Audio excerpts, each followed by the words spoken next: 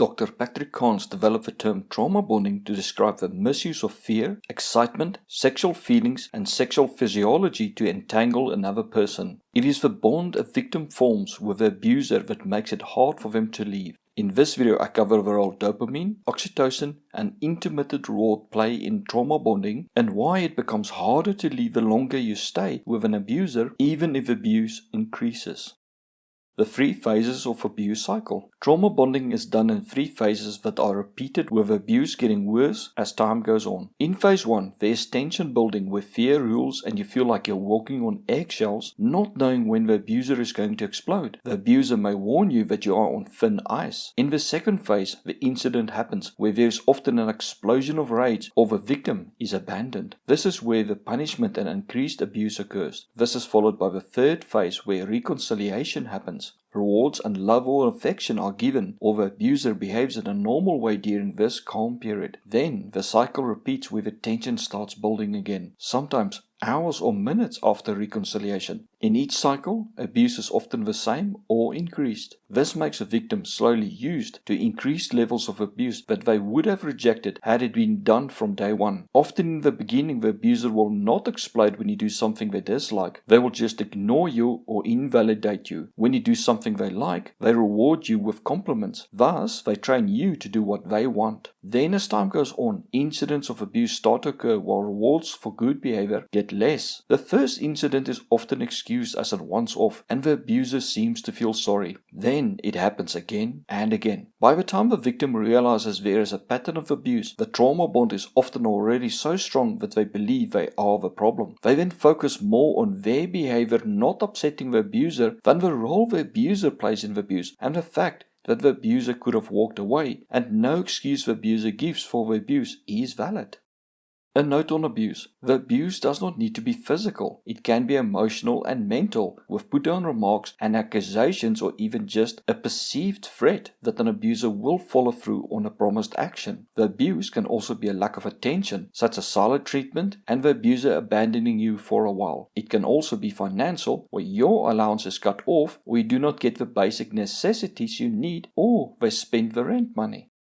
Who is at fault? The victim knows the actions of the abuser are painful, even though they may not know it is abuse. The question they struggle with is, why is it occurring? Who is at fault? This is a natural response for our brains to want to know the cause of something because we believe we can then change the outcome. During a traumatic event, memories are stored as fragments that require 2 full sleep cycles to be consolidated. In this time, gaslighting can cause corruption of the memory where new false information is accepted and some information fragments are lost. If a person is constantly told the same thing over and over, then they start to believe it. The victim then starts to lose confidence in their own memory and often cannot remember everything leading up to and during the trauma phase. Gaps in memory plus acceptance of abuser's lies that the victim is at fault cause the victim to accept they were to blame fully or at least partially for the abuser's actions. Thus, the victim accepts responsibility and so also the belief that they have the power to influence the abuser's actions. Thus, guilt for them causing the abuser to misbehave and the hope that if they please the abuser, everything will be good creates a strong bond that keeps them staying in the relationship. It also creates a desire to get positive attention from the abuser, which validates that the victim has done something correctly, which makes the victim feel wanted and worthy. In that moment, they feel as if they matter in the world, and they continue to seek positive attention from the abuser as the victim's view of themselves and their worth in the world now becomes dependent on how the abuser sees them. It does not matter to them what other people think of them. To the victim, only what the abuser thinks of them matters. Dopamine. Dopamine has many roles in the body, one of which is to make you happy and give motivation. Research on mice and people showed that dopamine was released before a task was done, such as pressing a button to get food. The belief in and anticipation for a positive result before any action has been taken was driven by dopamine. It is that feeling of excitement you get by just thinking of and then making a stellar meal or another action you believe will please the abuser. The dopamine made you feel good and take action in anticipation of a desired outcome. When your efforts pay off and the abuser treats you well, or at least does not punish you, additional pleasure is felt. It also reinforces a belief that you cause your reward and punishment and can control the abuser's behaviors, thus are responsible for their actions, which if true, the abuser would never abuse you again. It may sound like Stockholm Syndrome, but in trauma bonding, the bond is one way from a victim making a connection to the abuser. In Stockholm Syndrome, the connection is both ways, with both creating positive feelings for the other. It is also not gaslighting, although gaslighting is involved in helping a bond to form. Researchers also studied what happens when the reward was not given 100% of the time, by changing the reward to be random but come out at around 50% on average. In test mice, dopamine levels shot up and the mice were even more determined to hit a button to get food as reward. Uncertainty is a major motivator and favorite technique narcissists use in controlling people. By never being predictable and rewarding at random, there's always a degree of uncertainty which gives you a major motivation to keep trying. When reward is not given or punishment is given, victims believe it is their fault. The guilt they feel for causing the abuser to lose control, as well as wanting to be treated well, causes them to try even harder to please the abuser, as well as making excuses for the abuser's actions. They also fall for confirmation bias, where when an action does result in a reward, such as an abuser complimenting on a meal, it reinforces their belief that their actions affect the abuser's actions. When an action does not result in a positive outcome and abuse occurs, the victim does not reevaluate their belief and realize they have no control over the abuser and that the abuser does not behave consistently. The victim desperately tries to hold on to their belief and hope that they can change the abuser and get the wonderful person they met in the beginning back by making up excuses for why the abuse occurred, even though they did exactly the same as last time when the abuser was pleased. Attachment in traumatic situations. When the victim is isolated, the bond between victim and abuser becomes even stronger. Studies on monkeys showed that baby monkeys created bonds even with abusive parents, which was a stuffed animal that gave electric shocks or flung them across a cage. The baby monkeys would abandon food in exchange for no abusive treatment. This is shown in humans as well, where victims abandon their own safety and survival for human connection. When the victim is isolated, only the abuser is available. Under traumatic conditions, people desperately need a connection, and isolated people will cling to the abuser even though the abuser causes their pain.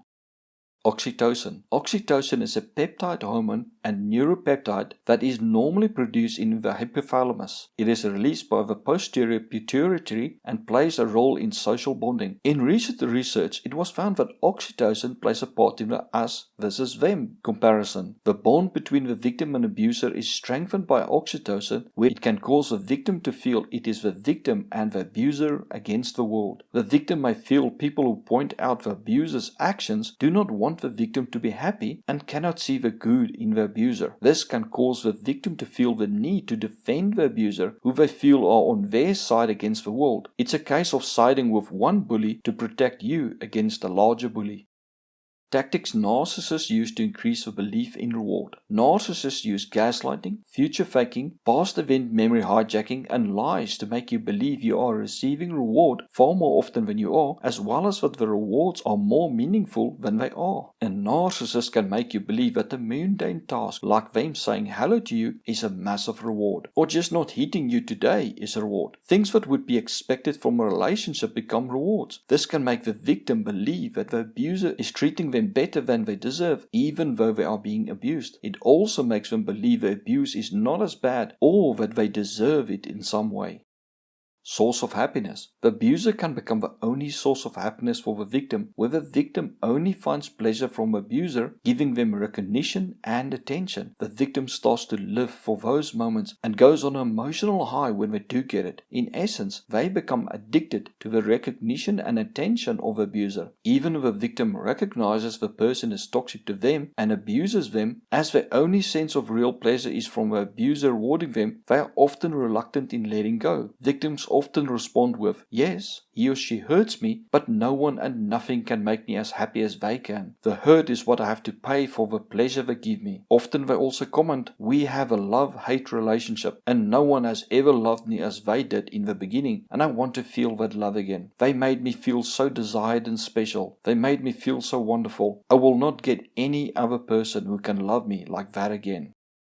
The desire to please an abuser. With the uncertainty of reward from the abuser due to them being unpredictable, you are driven by massive levels of dopamine to take action to please the abuser, to get the attention, praise, and love that you crave. As you know you can do it, for you received it in the honeymoon and golden period, you will keep trying. And just before you give up, a small reward is given to reinforce your belief that you will be rewarded for your efforts. And then everything starts over again. The longer the cycle continues, the more the victim accepts responsibility for the actions of the abuser, the more they also become addicted to the high when they are recognized and treated well by the abuser, and the less likely they are to leave.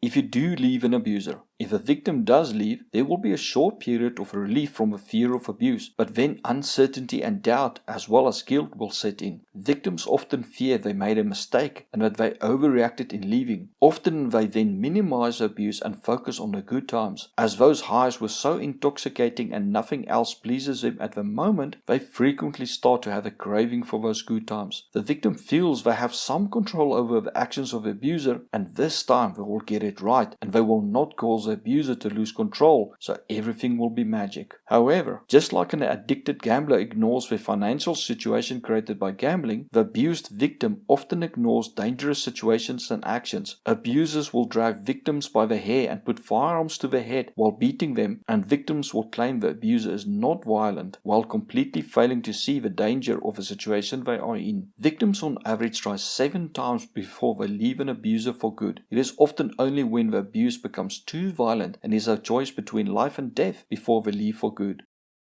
Fight or flight mode. When we become stressed, our bodies activate the sympathetic, nervous, and limbic system that is part of our brain that regulates emotions and motivates behavior to respond to stressful events. Our higher faculties in our prefrontal cortex that are responsible for long-term planning, reasoning, and risk analysis are shut off. This is a survival mechanism we have from our past, because when a tiger is chasing you, you do not have time to think about what color you're going to paint your hut. However, in times of stress, we grab hold onto anything that helps us survive the event. Our brains then associate that thing or person with safety. When the abuser comforts you after a traumatic event, your brain latches onto the positive reinforcement they give and blocks out the actual cause of your distress. Oxytocin causes a bond to the abuser to be strengthened. This can cause your brain to see the abuser essential to your survival and reject the option of leaving them, as it causes a dreaded feeling of death in you just thinking of letting go of a person you believe is essential to your survival. The mind reasons that even if they cause you pain, at least they are keeping you alive.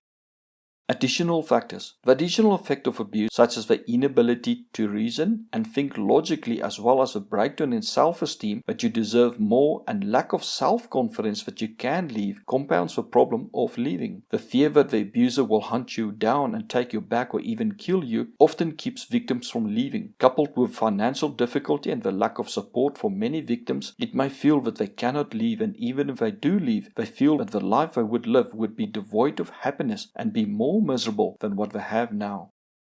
Long-term effects. Trauma bonds have severe detrimental effects on the victim. It causes the victim to stay in a toxic and destructive relationship where they endure repeated abuse. The abuse causes a loss of self-respect, self-confidence, and self-worth. Victims can start to experience anxiety, sleep disorders, eating disorders, memory problems, lack of motivation, depression, health problems related to stress, as well as suicidal thoughts.